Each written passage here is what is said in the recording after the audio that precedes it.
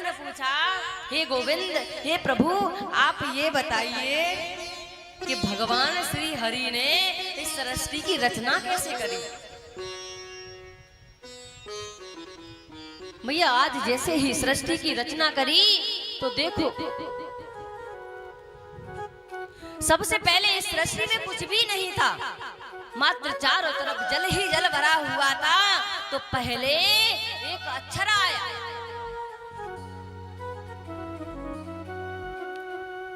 जब अक्षर आया तो शब्द आए, तो जब शब्द आ गए तो श्रुतियां आई, ऋचा आए, फिर मंत्र आ गए, और जब मंत्र आए तो मैया वेद भी आ गए। अभी सृष्टि की संरचना हो रही है। नारायण भगवान ने सोचा कि अभी तो मैं एक ही हूँ, लेकिन उनके मन में ऐसा विचार आया, मैं सृष्टि को आगे बढ़ाऊं।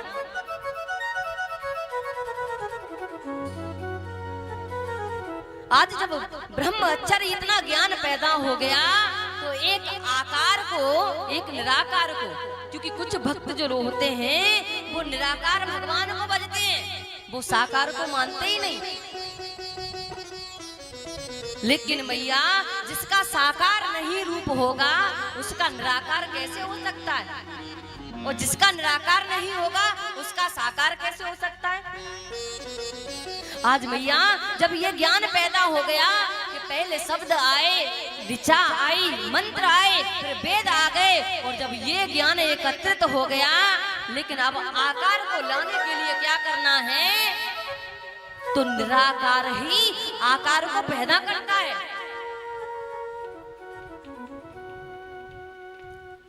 अब तो मैया आपको बोलना पड़ेगा आ ऊ मां, आ ऊ मां, यानी कि मिला करके एक ओम का शब्द बनता है।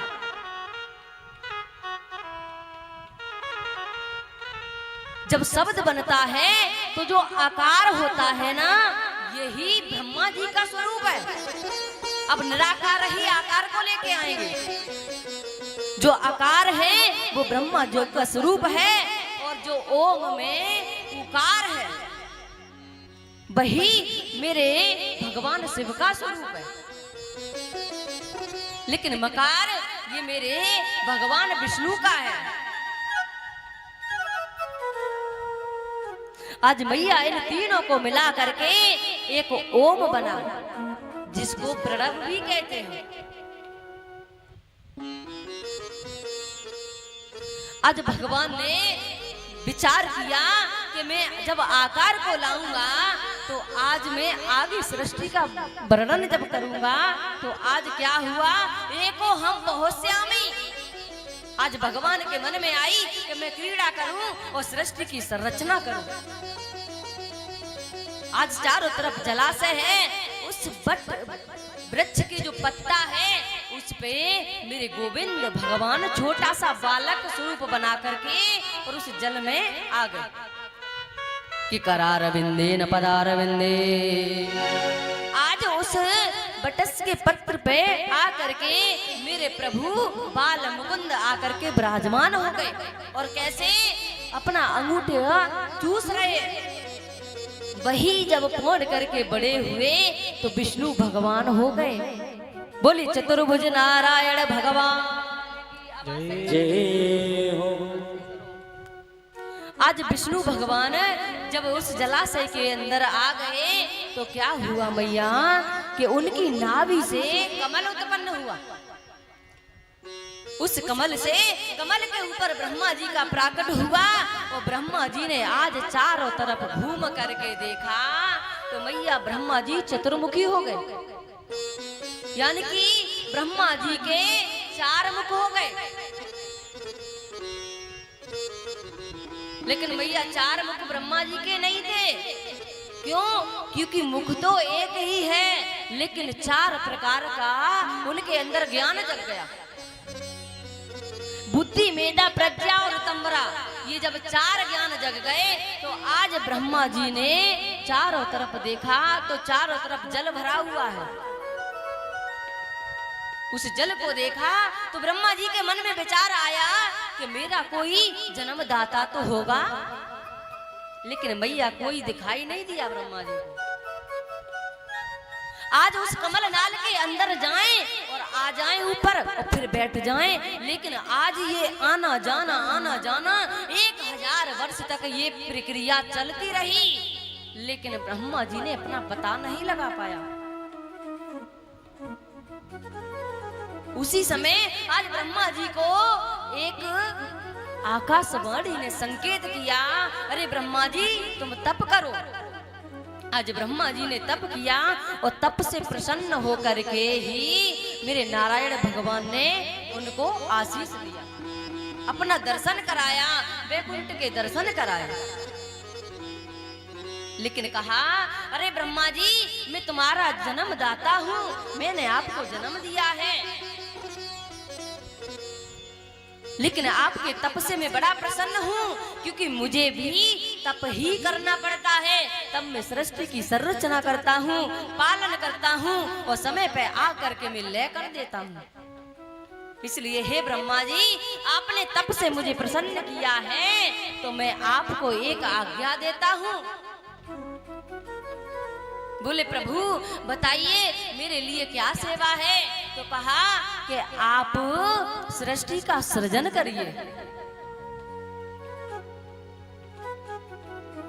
और जैसे ही सृष्टि का सृजन करने के लिए विधाता बना दिया ब्रह्मा जी को, तो ब्रह्मा जी ने कहा, इतने बड़े पद पर मुझे बैठा दिया नारायण भगवान ने, कहीं मेरे मन में अहंकार और घमंड आ गया तो क्या करूं?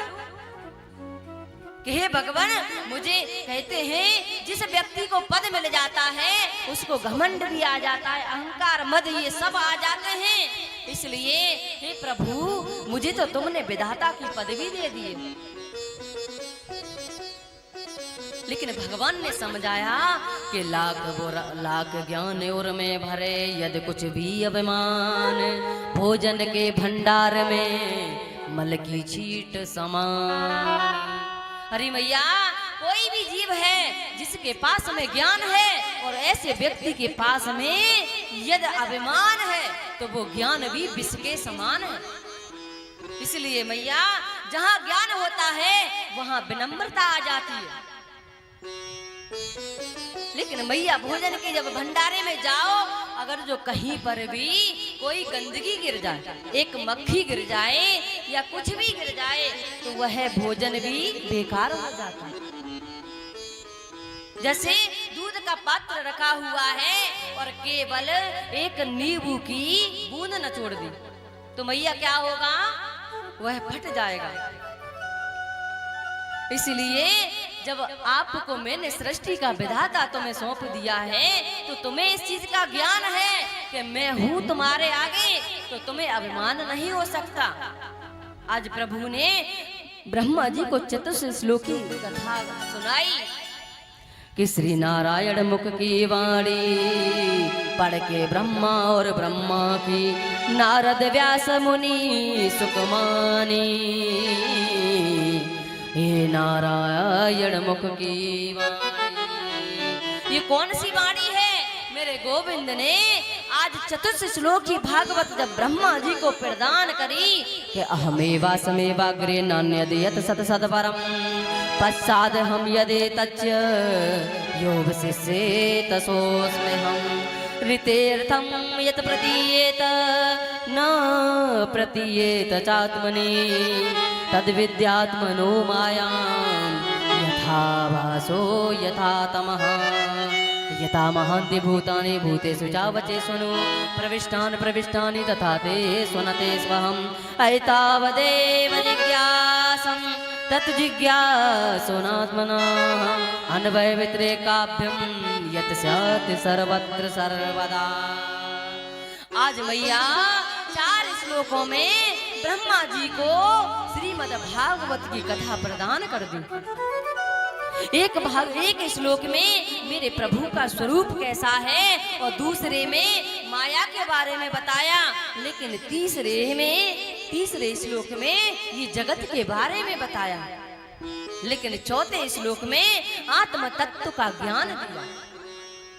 आज 4 श्लोकी भागवत की कथा उन्होंने प्रदान कर दी।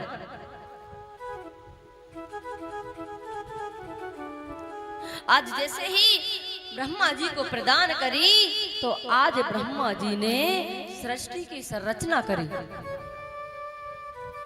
क्योंकि सबसे पहले ब्रह्मा जी ने अपने मन से सनक, सनंदन, सनातन और सनत कुमार इनको पैदा किया। ये जब 4 ऋषि प्रकट हो गए तो मैया ब्रह्मा जी ने कहा, अरे पुत्रों कि तुम सृष्टि की संरचना करो। लेकिन पुत्रों ने मना कर दिया कि हम सृष्टि की रचना नहीं करेंगे। क्यों? क्योंकि पहले हम भजन करेंगे, तप करेंगे, जप करेंगे। आज वो 4 ऋषि कह करके चले गए। ये जब देखा ब्रह्मा जी ने, तो आज ब्रह्मा जी को क्रोध आया और मैया उनके भ्रुकुटी से बीच से एक नील लोहित नाम का पुंज प्रकाश प्रकट हुआ। और जैसे ही प्रकट हुआ वह रोने लगा। आज वह बालक के रूप में जब रोने लगा तो आज कहने लगा, मेरा नाम क्या है, मुझे नाम दो और मुझे काम दो। लेकिन मैया जैसे ही वो रो रहे थे तो आज ब्रह्मा जी ने उनका नाम रुद्र रख दिया। बोलिए रुद्र भगवान की।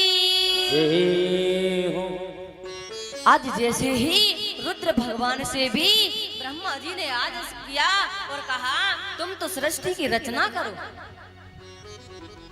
आज जैसे ही रुद्र भगवान ने सृष्टि की संरचना करने के लिए तत्पर हुए मैया, तो आज रुद्र भगवान ने सृष्टि कैसी रचाई। हो कोई मुखहीन विपुल मुख काओ,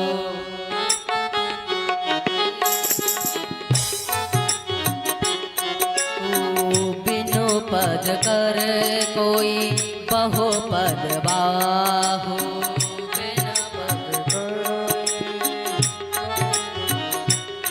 हो विपुल नयन कोई नयन विहीना।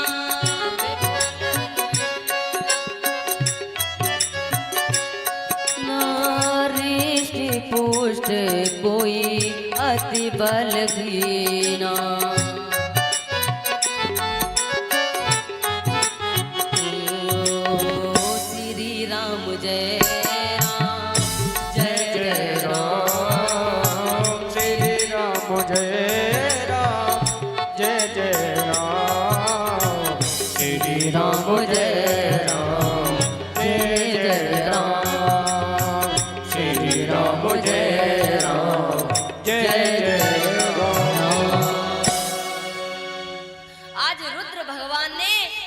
रची तो मैया सृष्टि कैसी रच दी।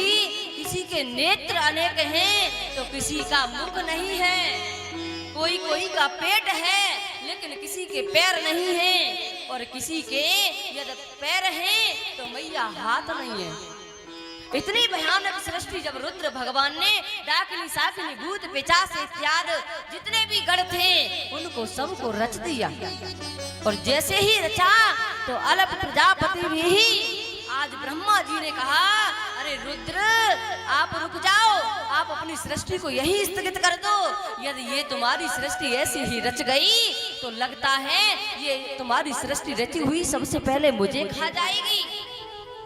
आज जैसे ही ब्रह्मा जी ने कहा, मेरे रुद्र भगवान ने अपनी सृष्टि को वहीं की वहीं रोक दिया। लेकिन प्रभु अब हम करें क्या? तो आज ब्रह्मा जी ने कहा कि हे रुद्र आप कैलाश पर्वत पर निवास करिए। आज जितनी भी सृष्टि रोकी और जितनी रच दी थी वो सब मेरे भोलेनाथ अपने साथ में लेकर के कैलाश पर्वत पे चले गए। आज सृष्टि जब आगे नहीं बढ़ी तो ब्रह्मा जी ने पुनः प्रयास किया और अब की बार अंजलि में जल लेकर के आज उन्होंने संकल्प लिया कि मैं सृष्टि की संरचना करूंगा। लेकिन मैया ब्रह्मा जी ने 10 पुत्रों को पैदा किया। आज संकल्प से आज मरीचि, अंगरस, पुलस्त, पुलहा, क्रतु, भृगु, वशिष्ठ, दक्ष और 10वें पुत्र नारद जी इनको उत्पन्न किया। और जैसे ही इनसे भी यही कहा कि सृष्टि की संरचना करो, लेकिन इन्होंने भी मना कर दिया और जाकर के भगवान का भजन करने के लिए चले गए, लेकिन फिर भी सृष्टि आगे नहीं बढ़ी। मैया अब देखो, ये पहली सृष्टि कौन सी थी? जो सृष्टि ब्रह्मा जी ने अपने मन से करी, लेकिन दूसरी सृष्टि जो करी तो संकल्प लेकर के 10 पुत्रों को उत्पन्न किया, लेकिन फिर भी सृष्टि आगे नहीं बढ़ी, आगे नहीं बढ़ी। तो आज ब्रह्मा जी ने अपने बाएं अंग से एक स्त्री को प्रकट किया और दाहिने अंग से एक पुरुष को प्रकट किया, जिनका नाम था मनु और शतरूपा। ओ स्वयंभू मनु और शतरूपा, इनते भई नव सृष्टि अनुपा। आज मैया मनु शतरूपा से जो सृष्टि बढ़ी वह मैथुन सृष्टि हुई। आज 3 प्रकार से सृष्टि की संरचना करी, तो मैथुन सृष्टि का मतलब स्त्री और पुरुष के संग से जो सृष्टि उत्पन्न होती है उनको मैथुन सृष्टि कहते हैं। आज मनु के ही हम सब संतान हैं, इसलिए हम मानव कहे जाते हैं। आज उन्होंने सृष्टि रची, कहा हमारा काम क्या है? कहा तुम सृष्टि की संरचना करो। आज मनु शतरूपा ने कहा, हे पिताजी, यदि हम सृष्टि को उत्पन्न तो करेंगे, लेकिन पृथ्वी तो रसातल लोक में चली गई है। जब पृथ्वी नहीं होगी तो हमारी जो संतान आगामी होगी, हम कहाँ रहेंगे? तो बताया कि उस पृथ्वी को एक हिरणाक्ष नाम का एक राक्षस है, वह ले जाकर के पृथ्वी को ले करके और उसने पाताल लोक में छिपा दिया। लेकिन जब छिपा दिया तो सृष्टि पाताल में जब चली गई थी पृथ्वी मैया, तो आज जैसे ही ब्रह्मा जी ने ये सुना तो मैया इनकी छींक आई तेजी से, और जैसे ही छींक आई तो ब्रह्मा जी की नासिका से आज वराह भगवान प्रकट हुए। बोलिए वराह भगवान की जय हो। और आज वराह भगवान ने उस पाताल लोक में जा करके उस पृथ्वी को और हिरणाक्ष का वध करके अपनी दोनों दांतों पर, अपनी नक थूथनी पर ला करके और पृथ्वी को रख करके ले करके आए और पृथ्वी को स्थगित कर दिया मैया। लेकिन जैसे ही पृथ्वी ने ये देखा कि भगवान को हमारे बिना निठी नहीं, कि भगवान हमारे बिना रह नहीं पाएंगे, तो आज भगवान ने कहा कि जब आप नहीं थी पृथ्वी, तब भी हमारे अंदर एक हृदय में थी। क्योंकि महाराज कहते हैं एक काशी और एक वृंदावन जैसा इसका कभी नष्ट नहीं होती। आज भगवान श्री कृष्ण ने मैया पृथ्वी का अभिमान भी दूर किया।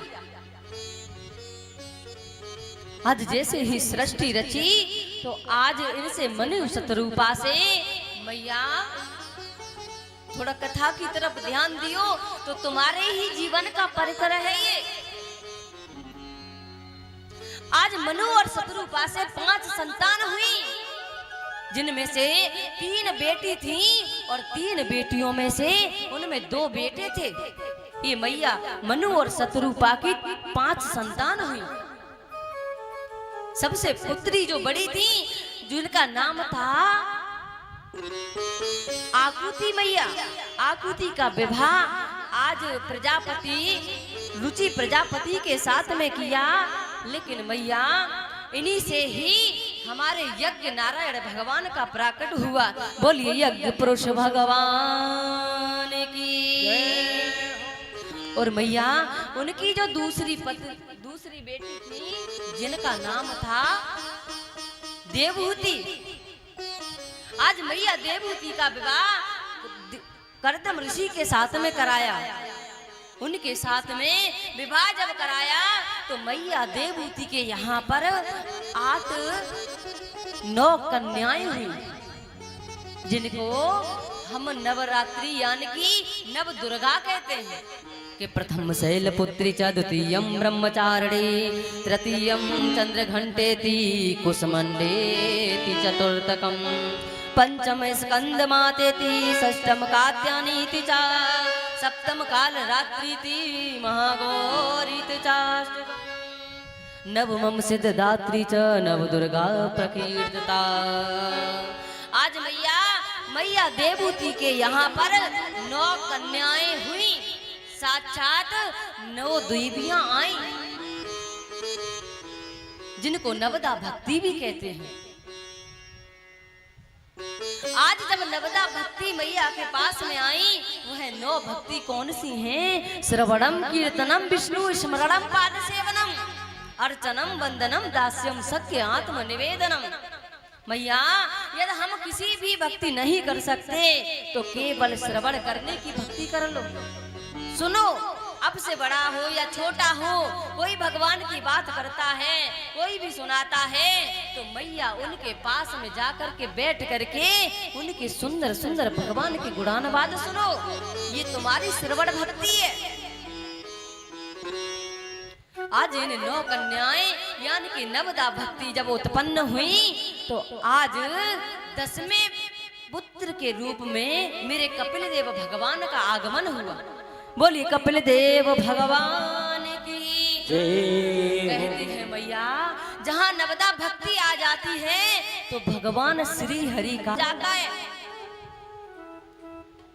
आज जैसे ही उनका प्राकट हुआ तो मैया सब लोगों ने, देवी देवताओं ने सुना कि कर्दम ऋषि और मैया देवूती के यहाँ पर भगवान कपिल भगवान का प्राकट हुआ है। तो सभी लोग आकर के मिले, सभी ने अपना अपना उपहार दिया, लेकिन जो संकल्प लेकर के ब्रह्मा जी के जो 10 पुत्र थे, उनमें से केवल 9 पुत्र आए, और वही 9 पुत्र आए, उनके 9 देवियों के साथ में उनका विवाह कर दिया। लेकिन एक पुत्र रह गए जिनका नाम था नारद। आज इनका विवाह हुआ, और विवाह हुआ तो मैया, आज मैया देवूती कपिल देव भगवान के सामने समीप में बैठ गई और अपना आंचल फैलाया, कहा, हे पुत्र, तुम सबको ज्ञान देते हो, लेकिन आज मैं हूँ, मुझे भी ज्ञान दीजिए। प्रथम दिवस की कथा में आपने देखा होगा, सुना होगा कि वहां पर आत्मदेव ब्राह्मण को एक पुत्र ने भगवान श्री हरि के लिए प्रेरित किया। लेकिन आज तृतीय दिवस की कथा में एक मैया अपने पुत्र से आज भगवान के लिए तड़प रही हैं, और आज मैया अपने भगवान से, अपने पुत्र से ज्ञान ले रही हैं और कहा कि हे भगवान, आप ऐसी कृपा करिए कि मैं इतने राजघराने की बेटी, मैं एक राजकन्या थी, और आकर के जब मेरा विवाह हुआ तो मेरे घर में सब कुछ राजधन, क्योंकि मनु थे, मनु की ही तो पुत्री थी। अब एक राजा की कन्या और किसी ऋषि के लिए विवाह दी जाएंगी तो कैसे रहेंगी? लेकिन मैया तो आध्यात्मिक थी।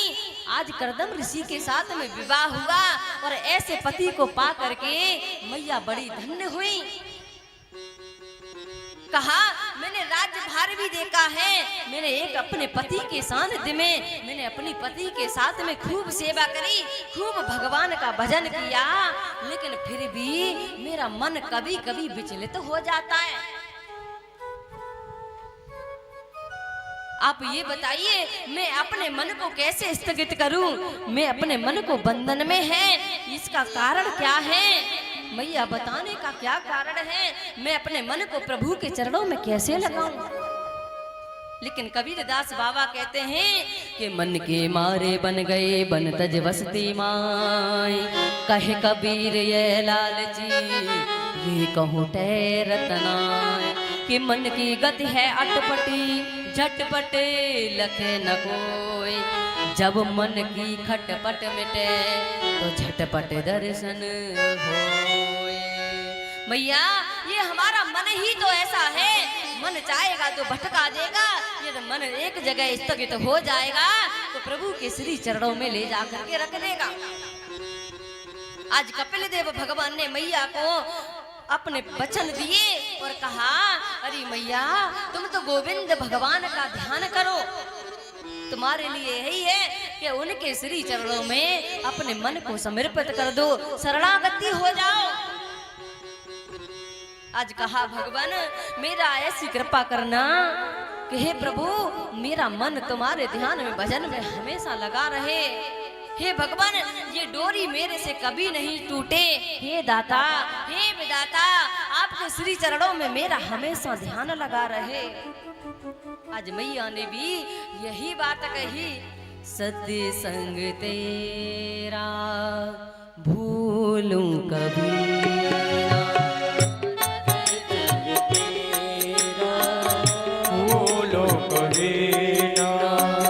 मुकड़ा तुझे से मोड़ू कभी ना, मुकड़ा तुझे से मोड़ू कभी हो मेरा घर परिवार भले छूटे, मेरा घर परिवार भले छूटे।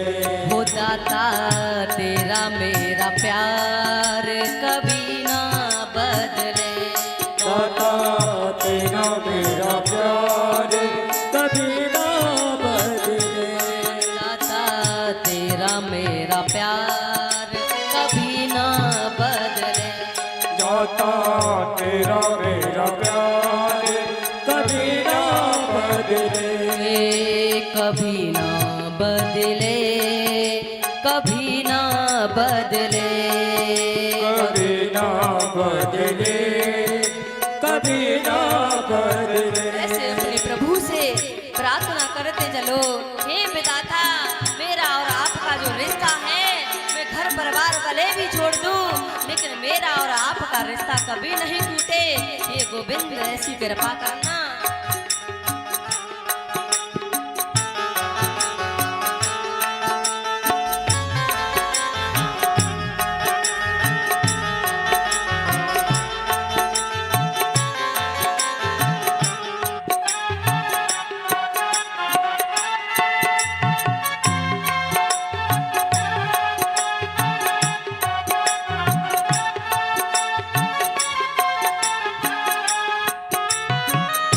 अपना हो या हो बेगाना, अपना हो या हो बेगाना, बदले चाहे सारा जमाना, बदले जाए सारा जमाना। हे प्रभु मेरा अपना हो या बेगाना हो, लेकिन मेरा भी जो भी तार है चाहे भले भी सारा संसार छूट जाए, लेकिन गोविंद मेरा और तुम्हारा नाता कभी नहीं टूटे। मेरा मन का तार आपके ही श्री चरणों में लगा रहे।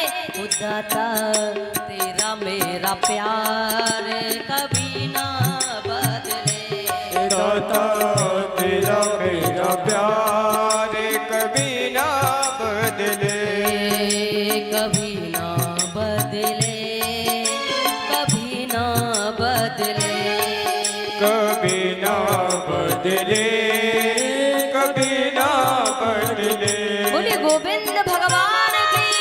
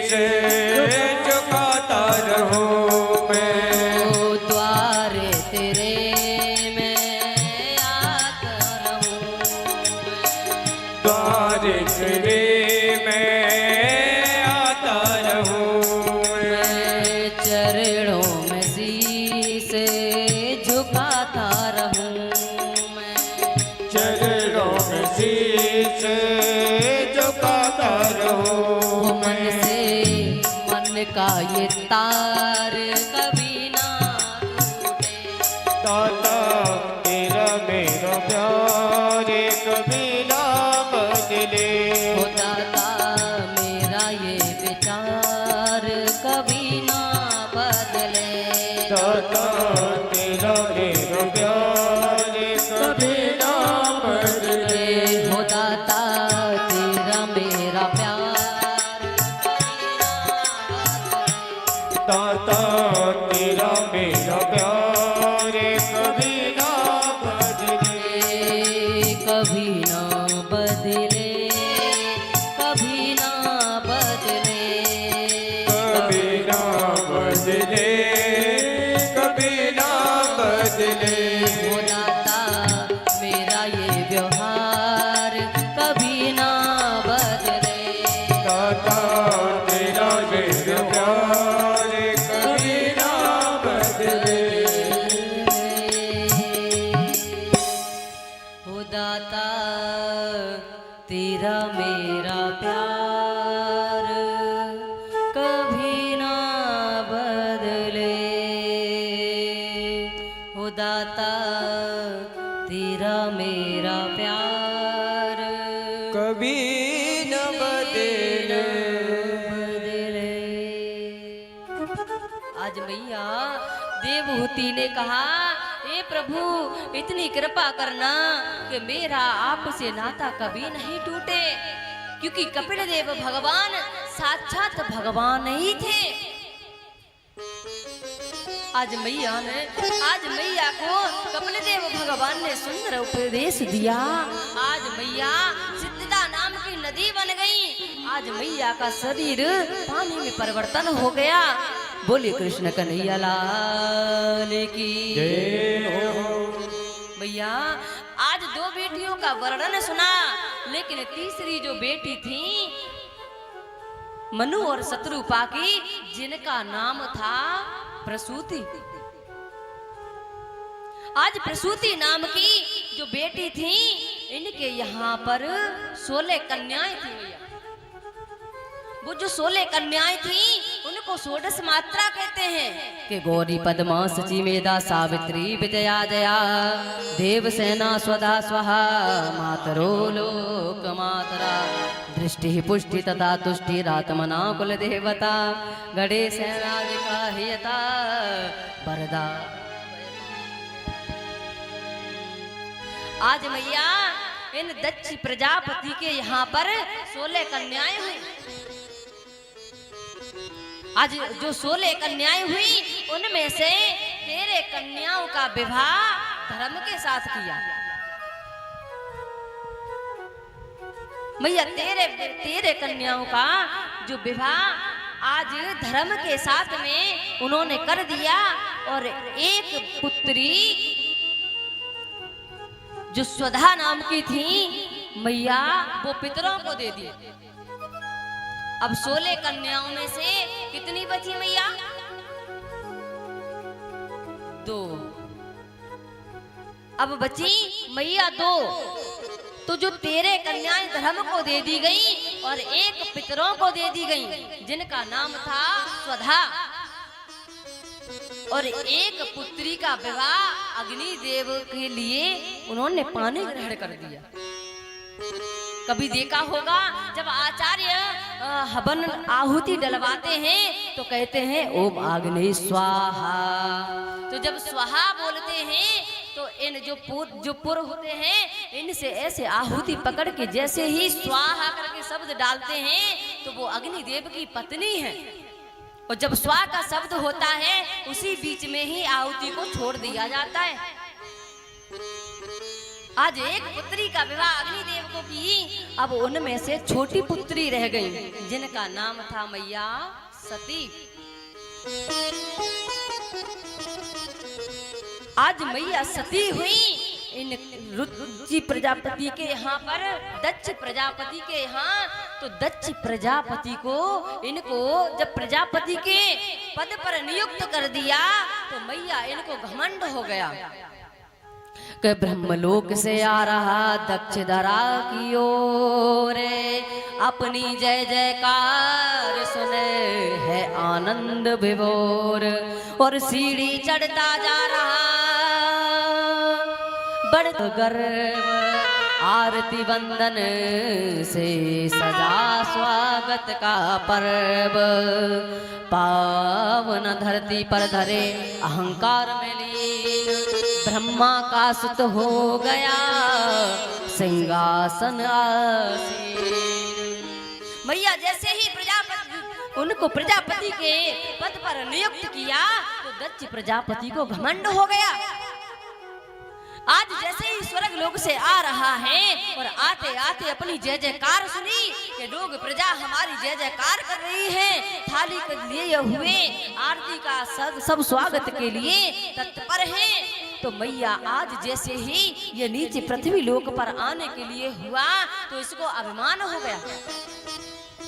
आज ये धरती पे पैर नहीं रख रहा, इतना अभिमान हो गया इस दक्ष प्रजापति को कि इसने एक प्रजापति के पद पे होने के लिए वाजपेय नामक यज्ञ कराया।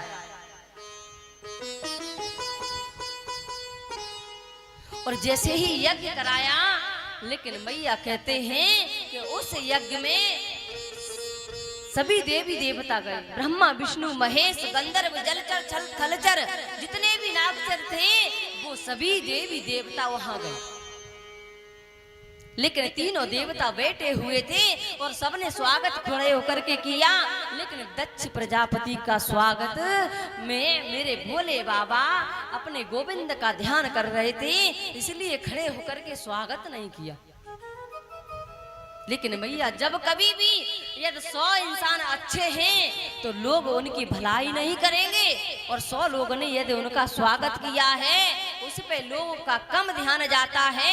यदि एक व्यक्ति ने उठकर के स्वागत नहीं किया तो उस पे ध्यान बहुत जल्दी जाता है,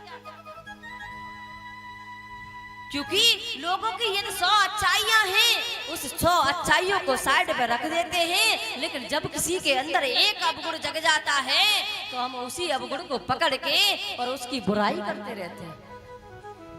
आज दक्ष प्रजापति ने भी यही देखा कि भरी सभा में सब लोगों ने मेरा स्वागत किया है, लेकिन भगवान भोलेनाथ ने मेरा उठ करके खड़े नहीं हुए, न स्वागत किया। आज मैया भोले बाबा उठे नहीं तो आज क्या हुआ, दक्ष प्रजापति को अहंकार में क्रोध में आंखें लाल हो गईं और कहने लगे, अरे देखो तो सही, ये अवधूत भेषधारी भस्म रमाए रहता है। मैंने तो अपने ब्रह्मा जी अपने पिता के कहने पर अपनी मृग लोचनी कन्या के साथ में इसका विवाह कर दिया। मैं जानता था तो मैं इस बंदर जैसी शकल के साथ में कभी अपनी पुत्री का विवाह नहीं करता। लेकिन मैया आज भोले बाबा का बड़ा तिरस्कार हुआ, और जब तिरस्कार हुआ तो मैया आज यहाँ पर एक दूसरे को श्राप देने लगे आपस में।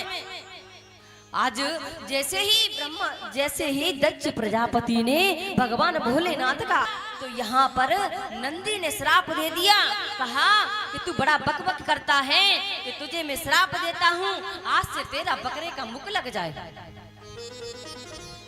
आज आपस में एक दूसरे को श्राप देने लगे, और जब श्राप देने लगे तो मेरे भोलेनाथ ने कहा, अरे गणों तुम यहाँ से चलो। आज मेरे प्रभु वहां से चुपचाप आ गए, लेकिन महाराज फिर भी इस दक्ष प्रजापति का द्वेष खत्म नहीं हुआ। आज ने एक बृहस्पति सब नामक पुनः जब इसने यज्ञ किया तो उसमें सभी देवी देवताओं को निमंत्रण दिया, लेकिन भगवान भोलेनाथ और मैया सती को छोड़ दिया। जब कोई यज्ञ किया जाता है, कोई अनुष्ठान किया जाता है, तो भागवत प्रेमियों कभी किसी को नीचा दिखाने के लिए नहीं किया जाता। जो व्यक्ति दूसरे को नीचा दिखाने के लिए कोई अनुष्ठान, कोई भागवत की कथा यदि करवाता है तो उसका सर्वनाश होता है। आज दक्ष प्रजापति ने उनका ऐसा तिरस्कार किया कि भगवान भोलेनाथ से द्वेष हो गया। और जब द्वेष हो गया मैया सबको निमंत्रण दिया, लेकिन भोलेनाथ को निमंत्रण नहीं दिया। लेकिन मैया कहते हैं जिससे यदि अपने संसारिक रूप से भी देख लो, यदि दो भाई आपस में गुस्सा होंगे या निहार साथ हो जाएंगे तो अगर जो कोई भी प्रोग्राम होगा घर में तो रिश्तेदार भी वहीं जाएंगे जिनसे उनकी ऐसी होगी और फिर पूछेंगे कि आपके यहाँ निमंत्रण नहीं आया। ठीक वैसे ही देवताओं ने भी यही किया। जब मैया सती के यहाँ पर और भोलेनाथ के लिए निमंत्रण नहीं आया तो मैया कैलाश पर्वत से ऊपर से विमान ले जाने लगे। आज विमान ऊपर से जब उड़ने लगे और सब देवी देवियां उसमें बैठे हुई हैं, मैया कैलाश पर्वत पर सती हैं और सती यही सब देख रही है। सती विलोक व्योम विमाना और जात चले सुंदर विरिनाना। अरे ये सुंदर विमान कहाँ जा रहे हैं? इसमें सुंदर स्त्रियां जो बैठी हैं अप्सराएं कहाँ जा रही हैं? ये सारी चीजें देखी तो मैया के मन में भाव आया कि ये विमान कहाँ जा रहे हैं। तब तक देवताओं की टोली आ गई। दूर से ही उन देवियों ने आवाज मारी, अरे सती, अरे बहन, तुम्हारे पिता दक्ष यज्ञ कर रहे हैं, आप चल नहीं रही हो। लेकिन सती मैया को पता नहीं था कि हमारे पति से ऐसा द्वेष हो गया है, इसलिए मैया तो जाने के लिए तत्पर हो गई कि अरे बहन तुम चलो हम आते हैं। लेकिन आज जैसे ही वह देवी देवता जाने लगे तो मैया सती ने आज भोलेनाथ के पास में गई, क्योंकि देवियों के अंदर बड़ा भाव होता है।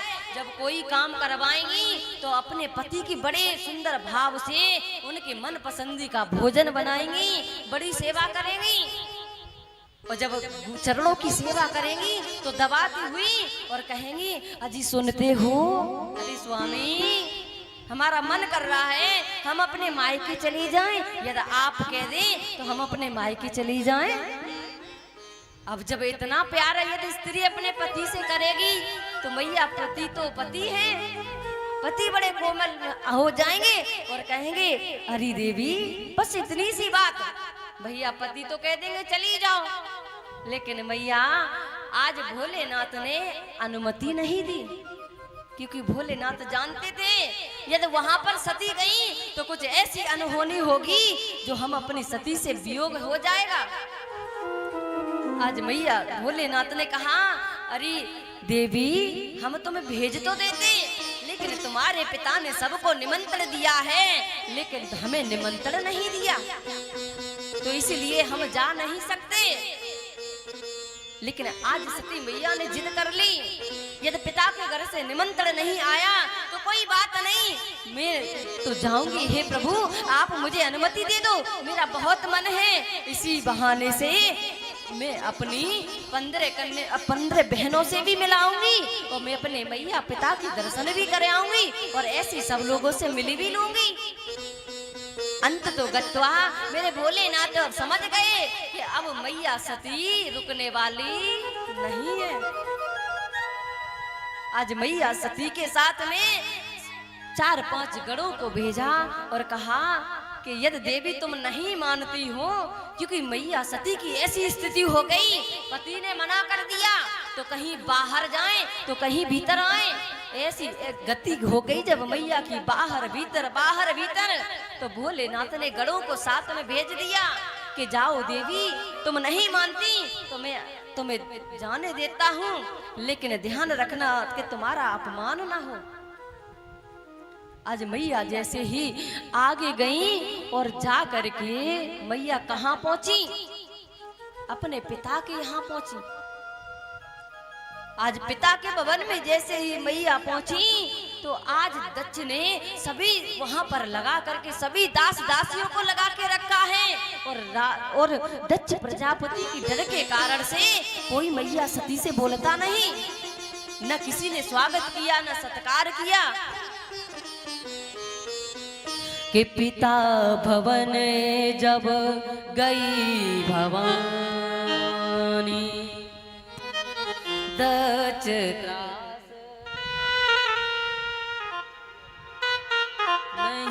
सनमानी। आज जैसे ही मैया पहुंची तो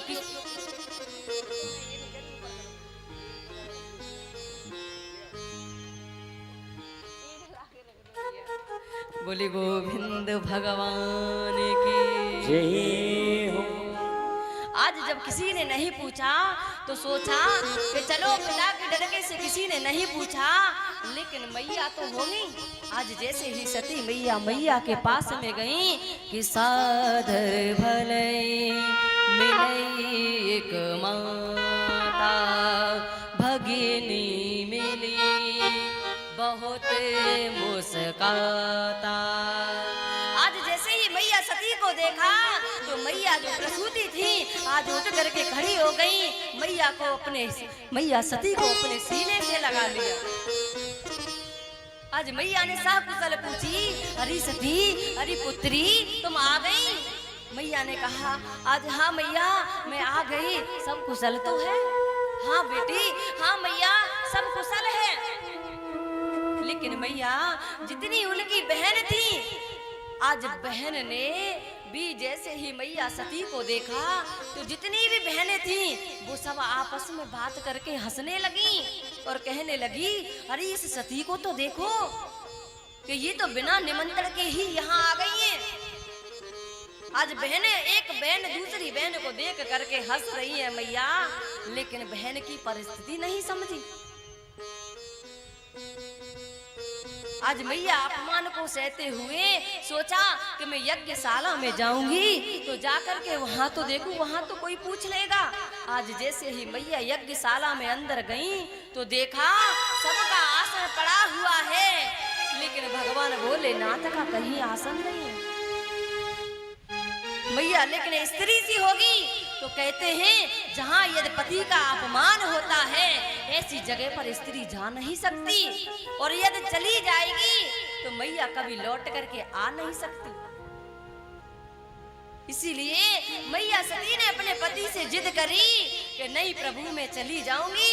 आज मैया पति की ना आज्ञा होते हुए भी ऐसे ही दक्ष के यहाँ आई तो अंत तो गत्वा मैया को यहाँ पर इतनी वो लगी, और जैसे ही पति का अपमान देखा मैया अपने शरीर में अग्नि प्रज्वलित कर दी और मैया आज अग्नि में भस्म हो गई।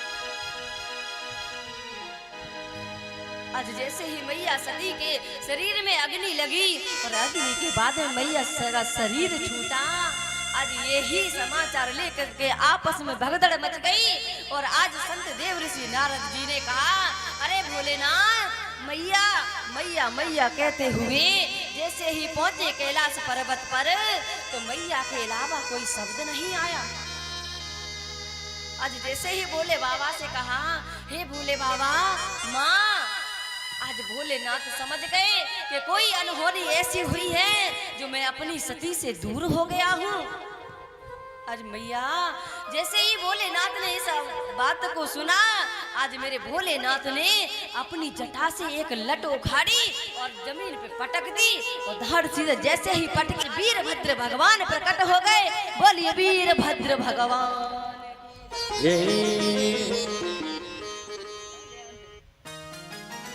आज जैसे ही वीरभद्र भगवान प्रकट हुए, आज भोलेनाथ ने आज्ञा दी और कहा कि जा करके तुम राजा दक्ष प्रजापति का यज्ञ का विध्वंस करवा दीजिए। आज मैया जैसे ही वीरभद्र भगवान आए तो आंधी तूफान साथ में है, लेकिन मैया जहाँ पर लग रहा है कि कोई आंधी का जैसा माहौल नहीं है, लेकिन फिर भी ऐसा जैसे ही वीरभद्र भगवान चलते जा रहे हैं साथ में सब आंधी बिहार सब चल रही हैं, लेकिन आज जैसे ही देखा तो भगदड़ मच गई। और जैसे ही भगदड़ मची तो मैया किसी ने डाढ़ी नोच ली, किसी ने किसी के दांत काट दिए, लेकिन मैया वीरभद्र भगवान ने आज दक्ष प्रजापति के सिर को धड़ से अलग कर दिया। आज यज्ञ का विध्वंस करवा दिया, बना दिया।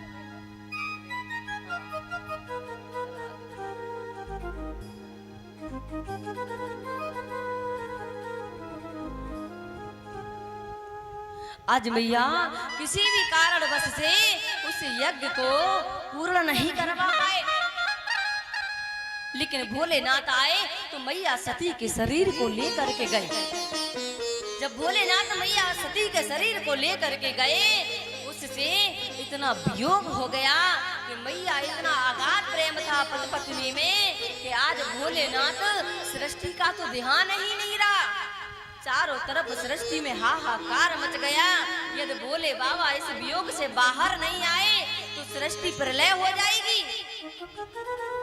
आज मैया सभी देवताओं ने भगवान विष्णु से प्रार्थना करी, हे भगवान ये कोई उपाय आपका ही है, आप ऐसा करिए कि भगवान भोलेनाथ जो मैया सती के प्रेम के वियोग में चले गए हैं, इनको बाहर निकाल के लाइए।